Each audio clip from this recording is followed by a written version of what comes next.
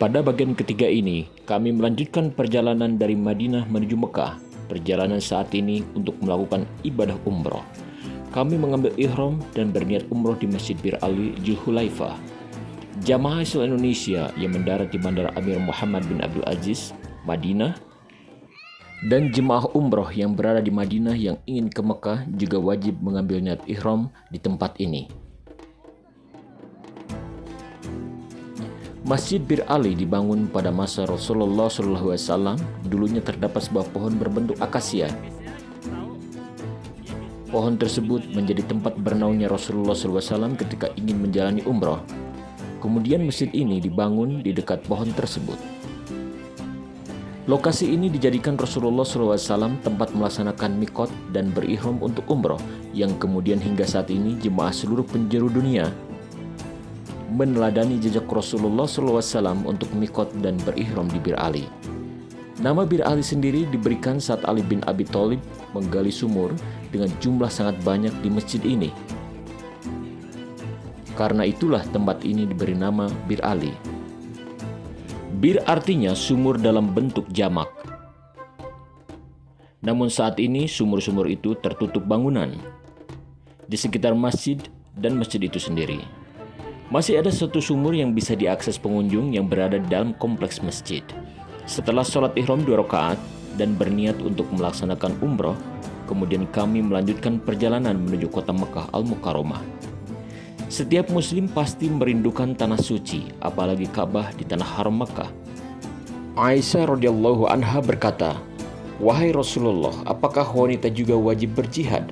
Beliau Rasulullah SAW menjawab, "Iya, dia wajib berjihad tanpa ada peperangan di dalamnya, yaitu dengan haji dan umroh." Hadis riwayat Ibnu Majah. Hadis ini sahih sebagaimana kata Syekh Al-Albani. Dari Abu Hurairah, ia berkata, Rasulullah SAW bersabda, antara umroh yang satu dan umroh lainnya itu akan menghapuskan dosa di antara keduanya, dan haji mabrur tidak ada balasannya melainkan surga. Hadis riwayat Bukhari Muslim. Dari Abdullah, Rasulullah SAW bersabda, ikutkanlah umroh kepada haji karena keduanya menghilangkan kemiskinan dan dosa-dosa sebagaimana pembakaran menghilangkan karat pada besi, emas dan perak. Sementara tidak ada pahala bagi haji yang mabrur kecuali surga. Hadis riwayat An-Nasai, Tirmizi, Ahmad. Kata Syekh Al-Albani, hadis ini hasan sahih. Ibadah mulia ini pun dilakukan oleh Nabi Shallallahu Alaihi Wasallam dan para sahabat, baik tatkala beliau Shallallahu Alaihi Wasallam masih hidup ataupun ketika sudah tiada. Ini pun menunjukkan kemuliaan ibadah tersebut. Mekah pada mulanya merupakan sebuah kota kecil yang dihuni oleh anak cucu Nabi Adam alaihissalam. Sampai ketika dilanda banjir besar di era Nabi Nuh alaihissalam. Setelah itu, Mekah menjadi daerah lembah tandus yang dikelilingi oleh pegunungan.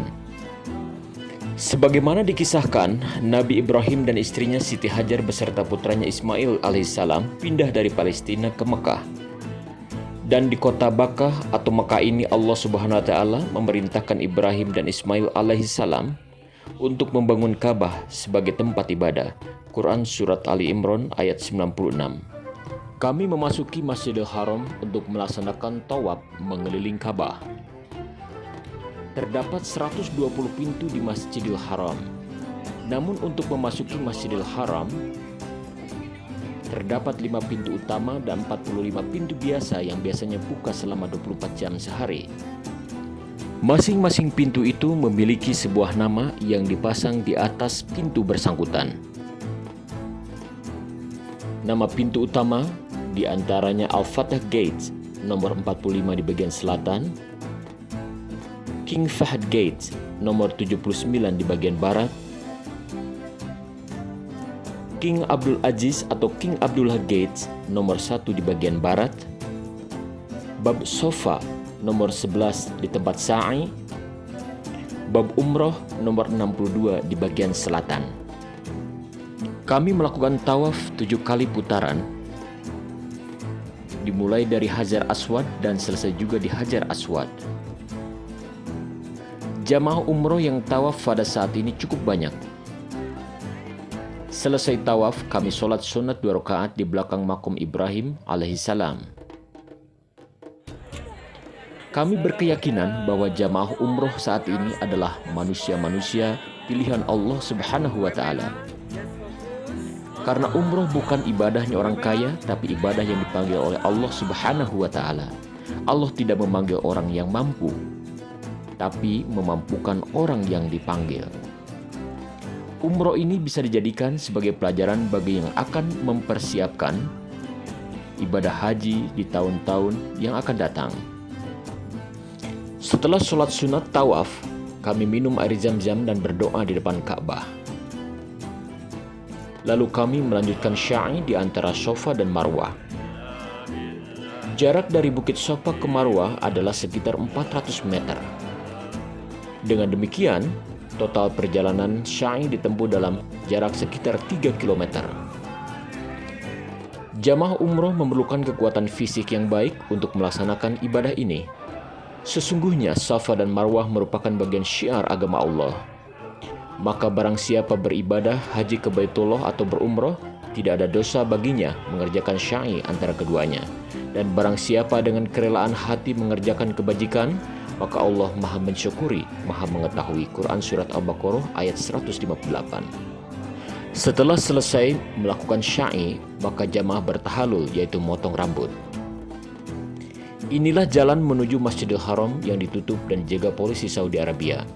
Di sekitar Masjidil Haram banyak toko-toko yang menjual oleh-oleh dari Mekah.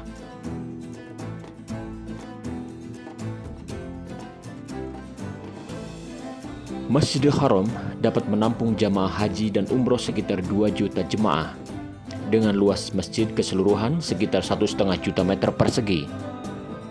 Masjid memiliki 25.000 karpet, sementara sekitar 4.000 pekerja pria dan wanita. Dan 11 robot pintar dipekerjakan untuk mendesinfeksi dan membersihkan situs sepanjang waktu. Sholat di Masjidil Haram 100.000 kali lebih utama dibanding sholat di tempat lain kecuali di Masjid Nabawi. Siapa yang tidak kagum dengan megahnya bangunan Masjidil Haram di Mekah? Pernahkah terpikirkan siapa sosok di balik kemegahan di Masjid Agung itu? Dia adalah Dr. Muhammad Kamal Ismail, seorang arsitek muda yang lahir di Provinsi Daqahlia di kota Midgamer. Insinyur asal Mesir itu diminta Raja Fahad bin Abdul Aziz Al Saud untuk merencanakan dan melaksanakan perluasan 2 masjid suci.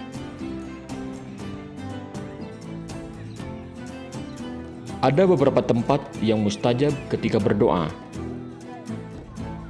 Multazam, tempat atau jarak antara sudut Hajar Aswad dan pintu Ka'bah. Sa'i antara Safa dan Marwah. Di dalam Ka'bah dan Hijr Ismail itu adalah bagian dari Ka'bah sehingga tidak boleh dipakai area tawaf. Hijr Ismail di bawah mizab atau pancuran Ka'bah. Belakang makam Ibrahim.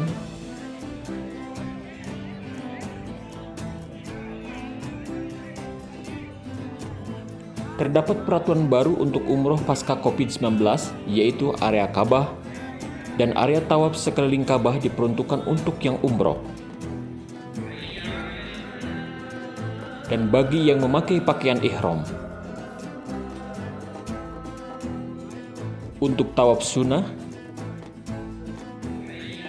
apabila ada jamaah memakai pakaian biasa, askari akan mengarahkan ke pintu 84, 85, 86 yang memiliki elevator dan tangga untuk menuju lantai atas. Hal ini dikarenakan untuk mengurangi membludaknya jamaah di area tawaf dekat Ka'bah sehingga dapat dipisahkan antara jamaah umroh dan jamaah sholat biasa.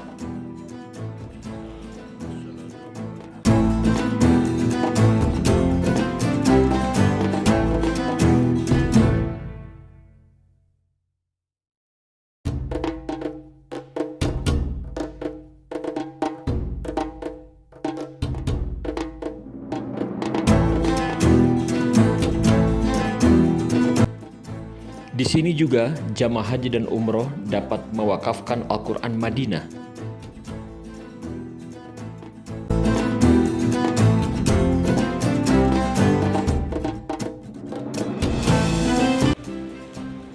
Jamaah umroh dari berbagai negara berkumpul di Masjidil Haram. Mereka berjalan kaki dari yang terdekat sampai yang terjauh dari Masjidil Haram.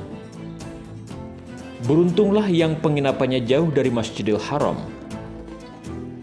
Rasulullah SAW pernah bersabda, "Setiap langkah menuju tempat sholat atau masjid akan dicatat sebagai kebaikan dan akan menghapus kejelekan." Hadis riwayat Ahmad. Dalam hadis yang lain, Rasulullah SAW pernah bersabda, "Sesungguhnya bekas telapak kaki kalian menuju masjid dicatat Allah, sebaiknya kalian jangan pindah dari tempat kalian." Hadis riwayat At-Tabrani. Karena kami berangkat ke Mekah dan Madinah untuk ibadah, sehingga semua proses kami nikmati. Berdasarkan pengalaman kami, lebih baik ketika usia masih muda, kondisi tubuh masih sehat dan dalam kondisi prima, sebaiknya bertekad dan berdoa kepada Allah Subhanahu wa Ta'ala untuk dipanggil ke tanah suci untuk melaksanakan ibadah haji dan umroh dan berziarah ke makam Rasulullah Shallallahu Alaihi Wasallam. Selanjutnya kami diajak berkeliling kota Mekah oleh mutawif. Adapun tempat yang akan dikunjungi yaitu Padang Arafah, Jabal Rahmah, Muzdalifah, Mina dan Gunung Sur, Gua Hiro. Kami melewati Universitas Ummul Qura.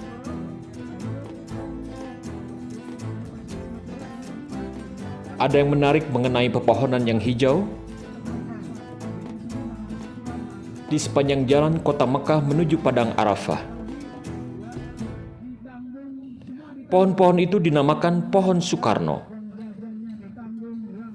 Sejarahnya, saat Soekarno menunaikan ibadah haji pada tahun 1955, Presiden pertama RI itu merasakan langsung bagaimana tandusnya Padang Arafah. Sang proklamator RI itu lalu mengajukan usulan kepada Raja Arab Saudi, Saud bin Abdul Aziz Al Saud, untuk menanam ribuan pohon yang rindang.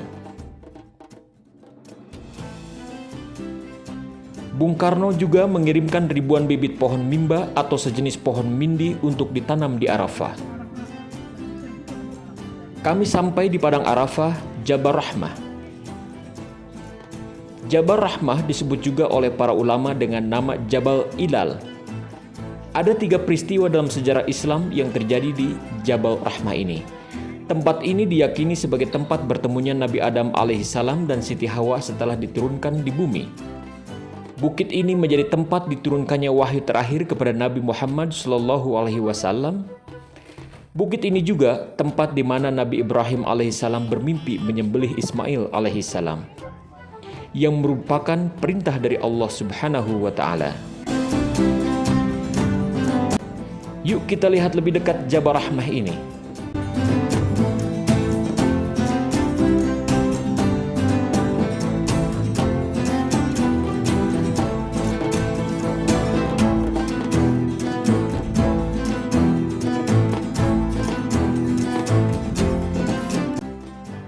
Jabal Rahmah memiliki ketinggian 70 meter dari permukaan laut. Di atasnya terdapat tugu beton persegi 4 setinggi 8 meter. Untuk menuju puncak bukit, tersedia jalan yang dapat dipakai oleh jamaah umroh. Kami melihat ada yang sholat di atas bukit ini.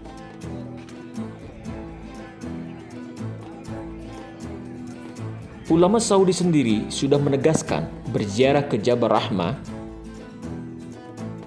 bukanlah hal yang disunahkan apalagi diwajibkan.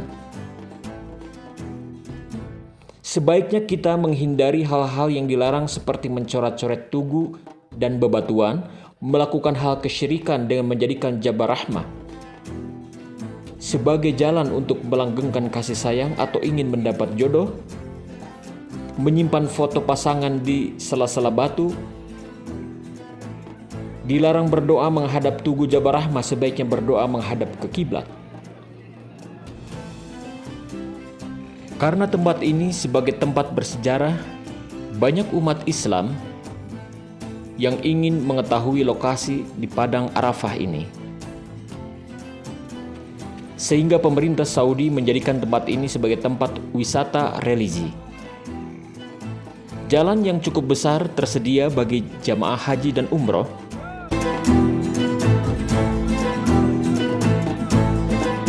Di dekat pintu gerbang Jabal Rahmah, banyak pedagang menjual oleh-oleh.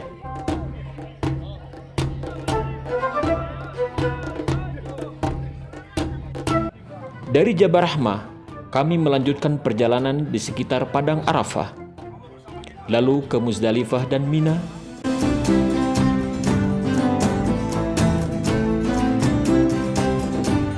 Terlihat tenda-tenda putih di Mina.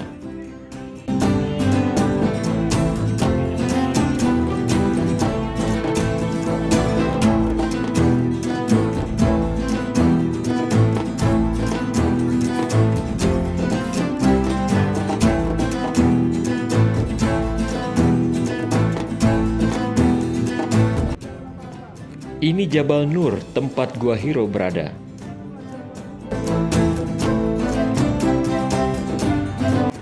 Kami melakukan umroh yang kedua dan mengambil mikot di Masjidil Aisyah Tan'im. Inilah penampakan bagian dalam dari Masjid Aisyah radhiyallahu anha. Kami sholat sunat 2 rakaat, namun apabila belum melaksanakan sholat fardu, bisa melaksanakan sholat fardu terlebih dahulu. Bagi yang tinggal di Mekah, mereka bisa mengambil mikot di tempat ini. Ongkos taksi sebesar 5 rial dari hotel ke tempat ini dan 5 rial dari tempat ini menuju Masjidil Haram. Setelah melaksanakan sholat sunat, kami berniat untuk umroh. Bagi yang membutuhkan air minum, sudah disediakan di depan Masjid Aisyah radhiyallahu anha. Kami melaksanakan lagi tawaf 7 putaran. Kemudian sa'i di antara Safa Marwah 7 kali. Diakhiri dengan tahallul.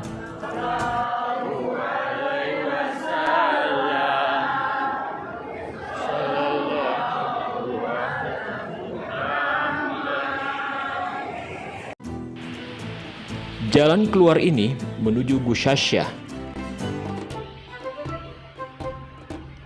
Toilet di haram disediakan di setiap penjuru untuk memudahkan jamaah haji dan umroh ketika ingin buang air kecil, buang air besar, dan berwudu. Inilah lokasi rumah Abu Jahal yang dijadikan toilet.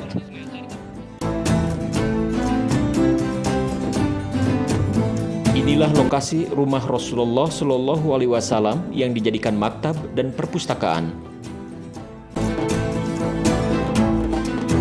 Jamaah dapat mengambil air zam-zam dalam jumlah yang cukup banyak di sini. Air zam-zam di tempat ini selain untuk air minum bisa dipakai untuk wudhu. Masya Allah, inilah mujizat air zam-zam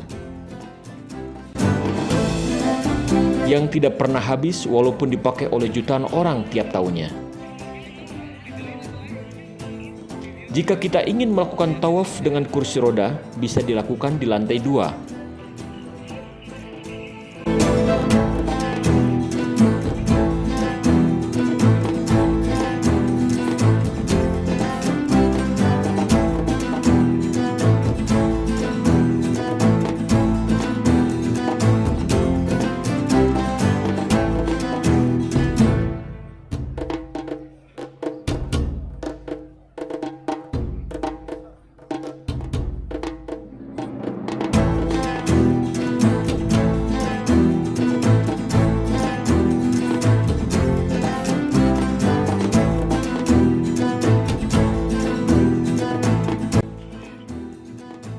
Batu yang ada di marwah ini menjadi saksi bisu ketika kami memanjatkan doa.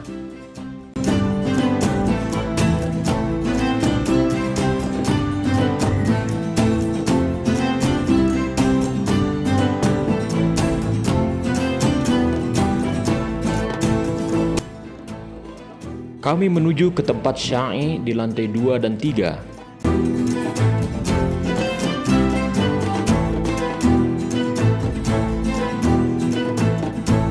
Ini lokasi syai di lantai 2, cukup lenggang. Kami menyarankan bagi yang tidak ingin berdesakan dapat melakukan tawaf di lantai 2. Tersedia juga tempat untuk jamaah haji dan umroh yang menggunakan kursi roda. Tempatnya sangat nyaman. Elevator ini menuju ke lantai 3 Safa Marwah.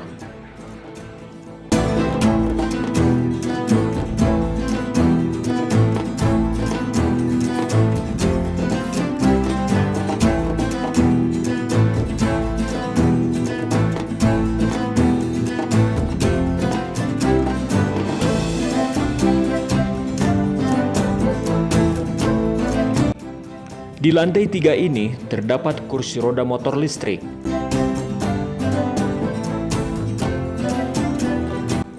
Jamaah yang sudah sepuh dan atau difabel dapat menggunakan kendaraan ini selama sa'i.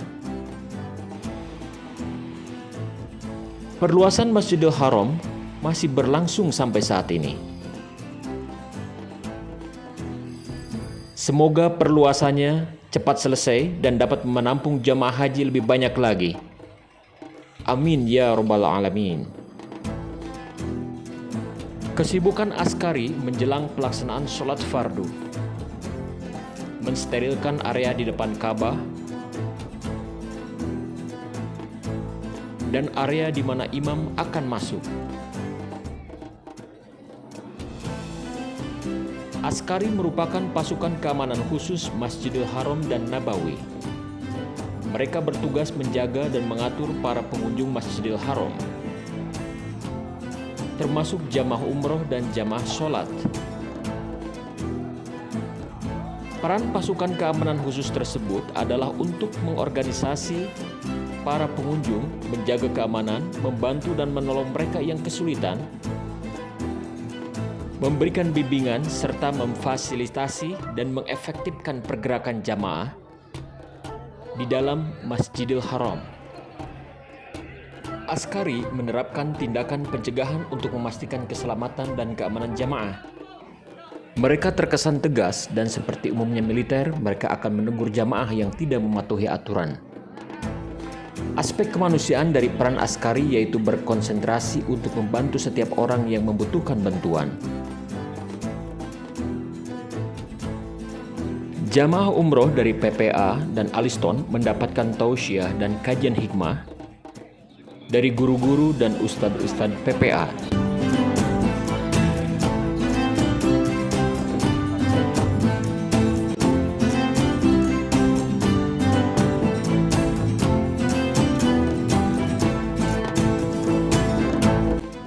Setelah melakukan tawaf wada, kami bersiap menuju Bandara Jeddah. Perpisahan tentu akan membuat sedih orang yang ditinggalkan. Namun perpisahan kami dengan Baitullah membuat kami yang meninggalkan begitu sedih karena kapan lagi kami dapat kembali ke tempat suci ini. Tempat yang dirindukan oleh orang-orang beriman. Sedih adalah hal wajar yang dirasakan ketika seseorang berpisah dengan sesuatu yang dicintai. Kesedihan umat Islam ketika meninggalkan Baitullah karena kecintaannya kepada Allah Subhanahu wa Ta'ala dan Rasul-Nya. Setiap pertemuan yang indah pasti akan berakhir dengan sebuah perpisahan. Suatu hari nanti kami bisa tersenyum apabila teringat kisah Mekah dan Madinah. Kami saat ini berada di Kornis Jeddah. Sebelum menuju Bandara Haji dan Umroh Jeddah, ada kebiasaan jamaah haji Indonesia setelah selesai acara haji dan umroh, yaitu belanja cenderamata khas Tanah Suci. Di Jeddah, tempat yang banyak diburu oleh jamaah Indonesia, dengan harga miring antara lain Balad, Kornis, Haraj As-Sawari, Syar'i Palestine, dan Tahliyah Street. Namun paling favorit untuk jamaah adalah balad dan kornis. Begitu turun dari mobil, di depan kornis center berderet toko dengan nama yang selalu ditambahi dengan kata murah seperti Toko Ali Murah, Toko Sultan Murah, Toko Khalid Murah, dan lain-lain. Pedagang pun bisa bahasa daerah seperti Sunda, Lombok, Jawa, dan lain-lain. Padahal mereka dari Bangladesh, India, Pakistan. Para pedagang fasih berbahasa Indonesia dan daerah karena hampir dipastikan setiap orang Indonesia yang berhaji atau umroh akan mampir ke tempat ini. Jamaah haji Indonesia dikenal royal dan belanja, apalagi kalau sudah merasa barang yang dibeli harganya murah. Kalau belanja di sini harus berani menawar karena semua harga barang yang dijual bukanlah harga pas. Pernah heran nggak kenapa di Masjidil Haram dan Masjid Nabawi kok banyak sekali burung merpati? Burung merpati tidak terpisahkan dengan kisah hijrahnya Rasulullah SAW dan Abu Bakar. Ketika Rasulullah SAW dan Abu Bakar berada di sebuah gua di Jabal Sur, ada burung merpati yang membuat sarang di depan gua selain adanya sarang laba-laba. Di Tanah Haram, merpati dilarang sebagai hewan buruan. Dan Nabi SAW bersabda, "Sesungguhnya Allah memuliakan kota Mekah, maka tidak halal bagi seseorang sebelumku dan juga setelahku. Sesungguhnya dia halal bagiku sesaat dari waktu siang. Tidak boleh dicabut tanamannya, tidak boleh dipotong pohonnya, dan tidak boleh diusir binatang buruannya." Hadis riwayat Bukhari.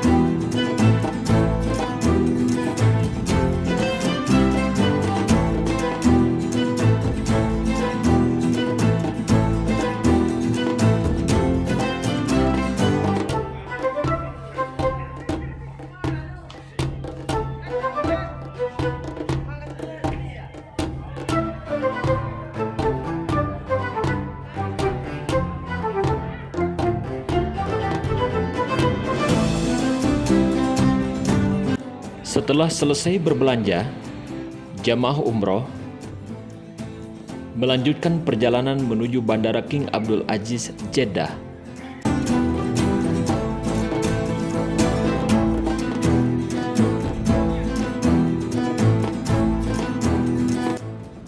Sesampai di Bandara Jeddah, kami dapat beristirahat sejenak di ruang tunggu.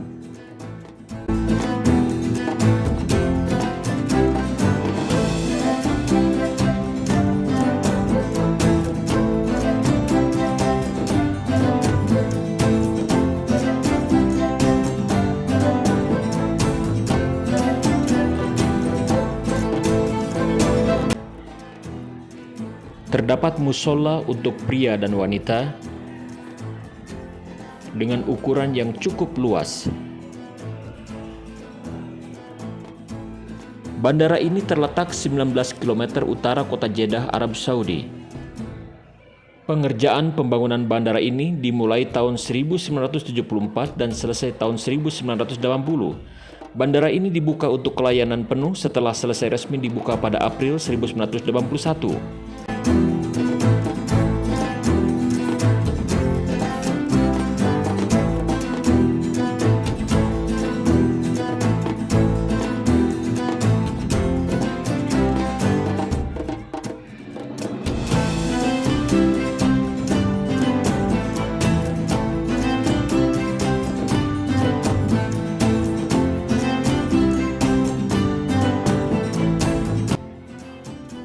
Assalamualaikum warahmatullahi wabarakatuh. Alhamdulillah. Perjalanan umroh ini saya ketemu 3 sekawan. Ada Upin, Rifkin, sama bos kita nih, bos Kosasi. Alhamdulillah.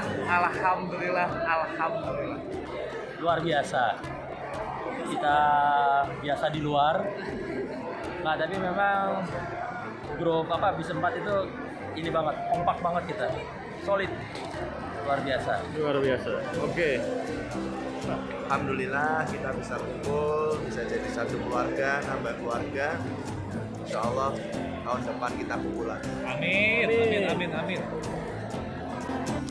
Sahabat Depo Material, kami perlihatkan tempat di dalam Bandara King Abdul Aziz Jeddah ini.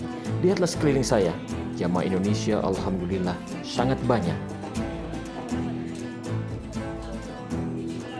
Kami sudah siap terbang menuju Bandara Soekarno-Hatta, Jakarta.